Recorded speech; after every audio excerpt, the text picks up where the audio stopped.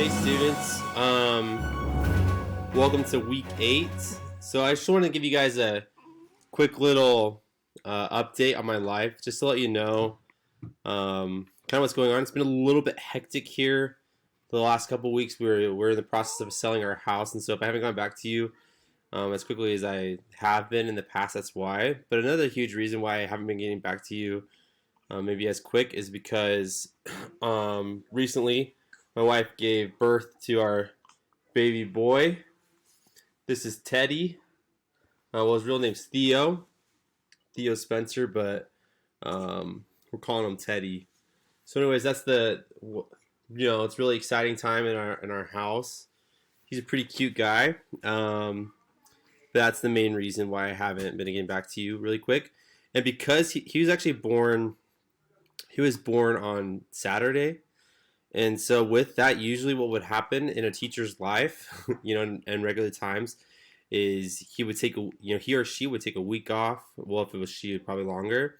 But I would be taking a week off just to, be with my wife, help her out, be with the baby, just to get to know them and to, spend that quality time together.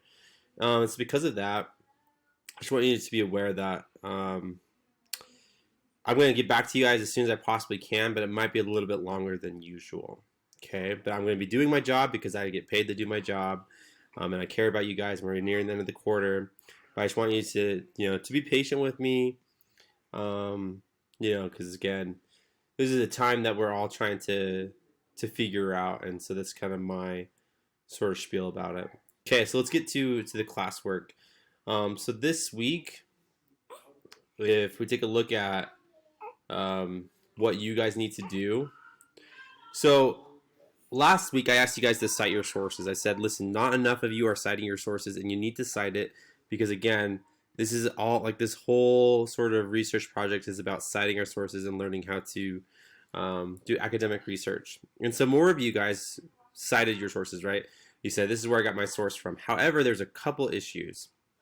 And the first issue was, so last week I said, okay, you guys need to find a source from Google. And some of you guys were like, okay, that means I'm going to find any source. And so you guys found, you would cite like Utah Online Library sources, or you would cite Wikipedia, which is an academic source. You need to make sure, there's really 3 things you need to make sure you do. You need to make sure that you cite a source. You need to make sure that source is academic and it fulfills the requirements. So if I ask you to find a source through Google, you find a source through Google. And then the third thing is you need to make sure that source is cited in an MLA format. So that all has to do with citing your sources, and then realize I want about 7 to 8 sentences for each answer. So if you only have 3 sentences, you will not receive full credit. You need to have at least 7 to 8 sentences. Okay. The idea is that you're learning information from these nonfiction texts.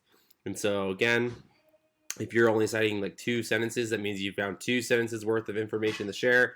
Therefore, you're not really learning a lot. So I'm not going to give you, full credit for that. Okay? So that's the first thing. So make sure you guys do that. Make sure you guys do that from now on. So this week, you guys need to find a source through a video. So instead of using Utah Online Library, and instead of just going to like a Google search engine, like Google, I guess, you're going to find a video source. And what that means is you can find video sources through Google, and you can even find video sources through YouTube. But the idea, again, is that you're following the requirements or the standards under the source evaluation checklist, because you're going to look at these sources at these websites and realize just because it's published on the internet doesn't mean that it is credible. Okay? So let me just show you how I would do this. So again, where I would start with this search is I would start at Google. Okay? So if I'm researching the Red Scare, I type in the Red Scare. I enter. I'm going to learn about the Red Scare, right? So I search it.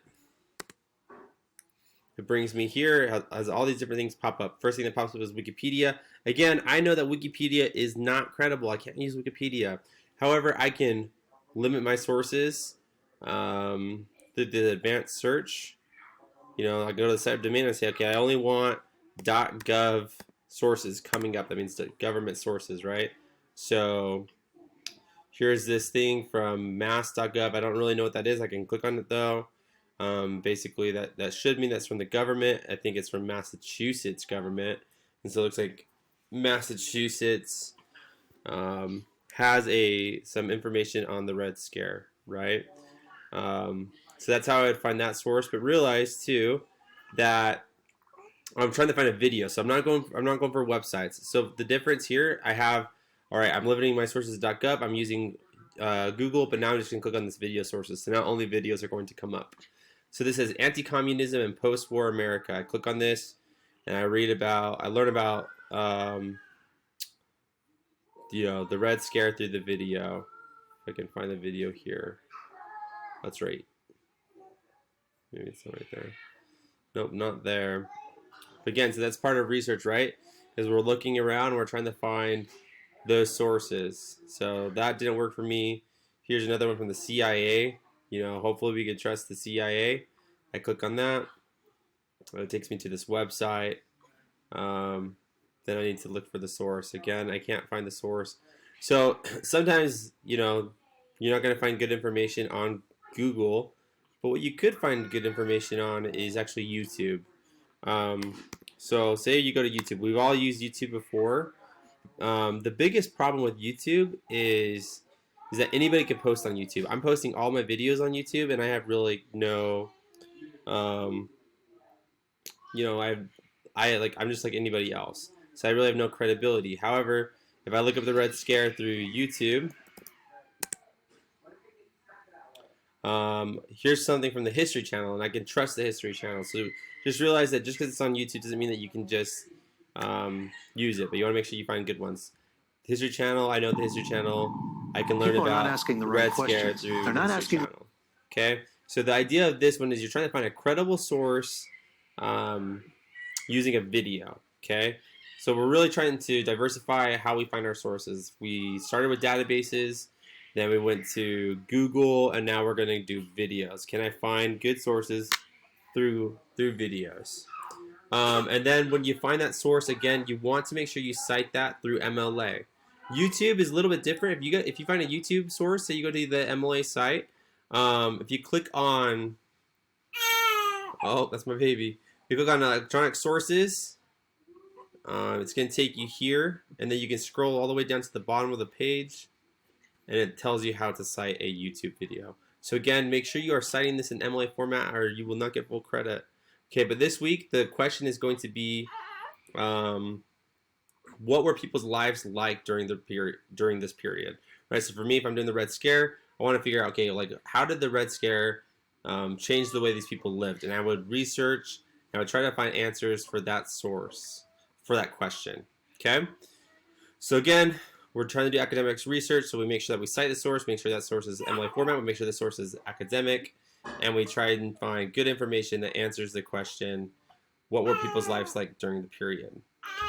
And then along with that, since the end of the quarter here soon, I wanted to get an update on where you are at in the class. Lots of you aren't doing your work, and I know that it's hard for you, and so I just wanted to get a good idea of where you're at and how you plan on making your work up. So please fill that assignment too. Okay guys, have a good week.